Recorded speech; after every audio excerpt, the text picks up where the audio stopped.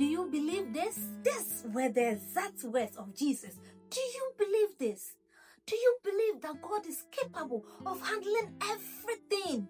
Even when humanly it seems impossible. Do you believe this? This is the question that the Lord is asking me. And I know it is the same question He's asking you in your situation. He's asking you in the raising of your children. He's asking you in your relationship. He's asking you in your business. The Lord is asking you, do you believe that I'm capable of doing everything and not just some things? Do you believe this? The Lord is never too early. And He's never too late. The death of Lazarus came as a shock to his family, especially to the two sisters who are mentioned in the Bible to be the family of Lazarus, Martha and Mary. According to the narrative in John chapter 11, Martha, Mary, and Lazarus were one family, one beautiful family, with Lazarus being the best friend of Jesus. Well, I would say he was the best friend of Jesus because when in the Bible with Jesus, willingly go and spend some time, chat, talk, and enjoy life as a normal human being, except with Lazarus.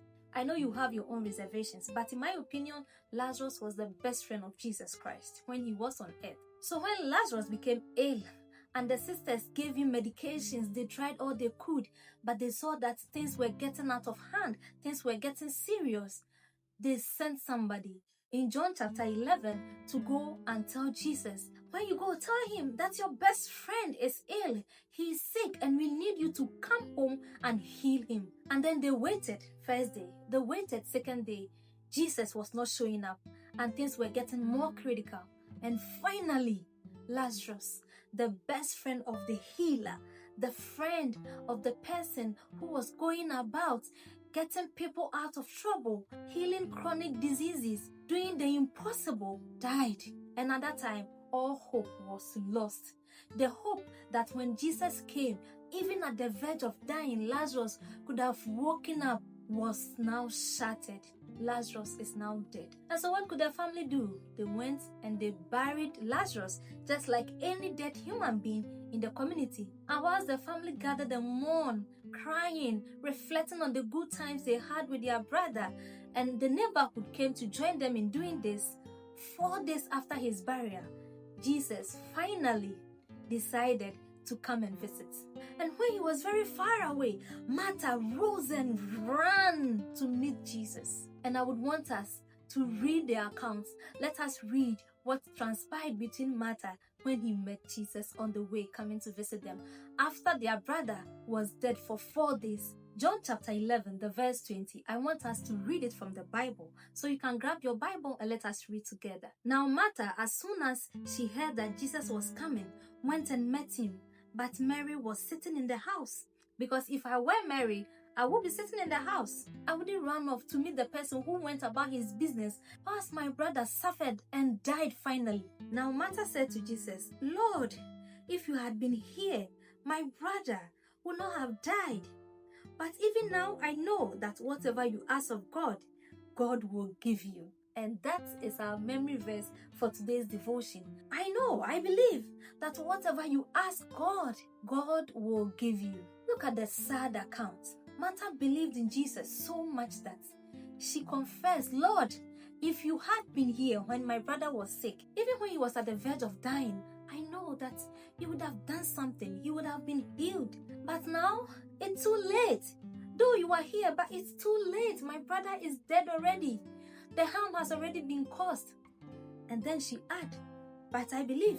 I know that whatever you ask God, the Lord will give you. How strong is your faith in God? I want you to ask yourself this question. I am also asking myself the same question whilst I speak to you, my sister.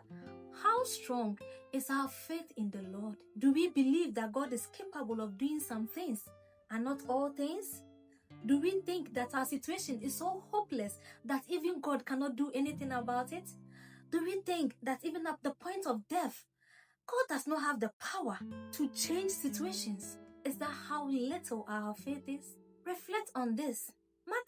Martha believed in God because she confessed that if he was there, Lazarus wouldn't have died, which implied that Lazarus is dead. Now you are late.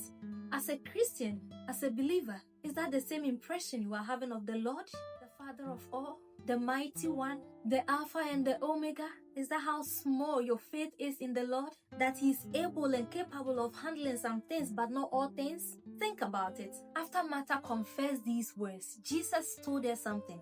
In John 11, the verse 23, Jesus said to her, "Your brother will rise again." But Martha, in fact, showed her unbelief even more by saying in verse 24 that I know that he will rise again, but not now. I know, I believe, yes, I know Lazarus will rise again, but not as we speak now. You are late, my Lord. Or you are not realizing what I'm telling you. Lazarus is already dead. He has been buried for 4 days now. You are late. Because I know that, yes, in the resurrection morning, on that day, I know that my brother is going to rise again. And in verse 25, Jesus said to her, I am the resurrection and the life. He who believes in me, though he may die, though now things may not go as planned, though now there seems to be an end to everything, he shall live. And whoever lives and believes in me shall never die. Do you believe this? These were the exact words of Jesus. Do you believe this? Do you believe that God is capable of handling everything? Even when humanly it seems impossible. Do you believe this? This is the question that the Lord is asking me. And I know it is the same question He's asking you in your situation. He's asking you in the raising of your children. He's asking you in your relationship. He's asking you in your business. The Lord is asking you, do you believe that I'm capable of doing everything and not just some things? Do you believe this? And Martha, giving up everything because she thinks the Lord was being unreasonable. Yes, Jesus was not reasoning with her. He is not saying what I'm saying. I believe that you are the Christ, the Son of God, who is to come into the world. I believe. If you say so, I believe. As Christians, do we just profess with our mouth so that we will not tempt the other people around us? But within us, we don't believe what we are even saying with our own mouth. After this great encounter with Jesus, Martha gave up everything and then she snuck out, secretly went and called her sister. Sister, the master is here. The teacher is here. And then Mary rose up quickly, to the extent that the people around her thought she was going to do harm to herself. They thought maybe she's going to their brother's tomb and just cry all over again. So they followed her. But no, Mary had something on her chest that she needed to voice out to the teacher, to the healer, to the friend, to the brother they have called who has refused to show up on time. She also had something to say to Jesus. So she went and met Jesus. And we are told in verse 32 that then when Mary came to where Jesus was and saw him, she fell down at his feet, saying to him, Lord, if you had been here, my brother would not have died. The same sentence that Martha first voiced to Jesus was the same thing that Mary also said. As if they all thought about it, that when Jesus finally comes, we are going to tell him this. But that was not the case.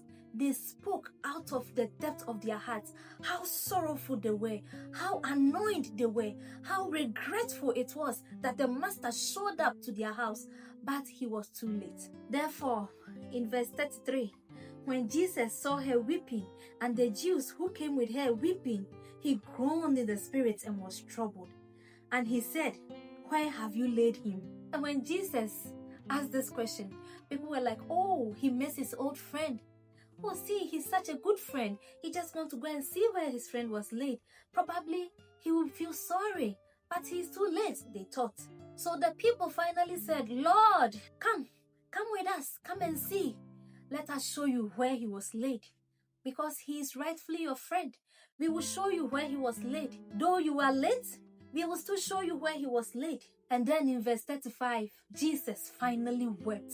Jesus did not just cry, he wept. He was so sorrowful that the people did not believe that there is nothing in this world, there is nothing above this world that is beyond his reach, that he is not capable of doing. He wept. And upon seeing how he wept, the Jews saw him and they said, oh, he really loved Lazarus. We could see he was such a great friend of his. But that was not why Jesus cried. In fact, he did more than cry. You know when you cry, you just have some tears. But he wept. Jesus wept. The Bible says Jesus wept because of the unbelief of the onlookers, because of the unbelief of Martha and Mary, the people he was so close to, the people he thought had learned lessons under his feet and have come to understand him. He wept because of their unbelief. And some of the people even murmured and said, could not this man who healed the blind, could not this man who healed a lot of people save his own friend? Wait for him to die till he come and weeps? But we know the end of the story. Jesus called up to Lazarus and he arose and he came forth. What is your situation now, my sister? What are you going through at this moment that you are thinking is out of the reach of the Lord? Do you think the situation is dead as Lazarus? Or it is even dead long time ago, like Lazarus' own? He was dead 4 days and beyond, and he has started stinking, he has started smelling. But the Lord called forth to Lazarus and he came forth. Whatever your situation is, the Lord is capable, the Lord is able to call forth and change. New things are going to begin to show up. New things are going to sprout out. All that you need to do is to answer to God's question he asked Martha. Do you believe this? My prayer for you today is that the Lord should increase your faith. And I pray he will do the same for me, that in situations where I think it is beyond the Lord's reach, he will remind me of what happened in John chapter 11, that he is capable of all things, to even resurrect the dead. Not just in the resurrection day, but even here on planet Earth, in this life. He is capable. Don't forget to subscribe to this Everyday Women's Devotion. We have a lot to share with you. You can leave your prayer request in the comment section, and we are going to uplift each other up in prayer. May the Lord increase your faith as you wait for him. In Jesus' name.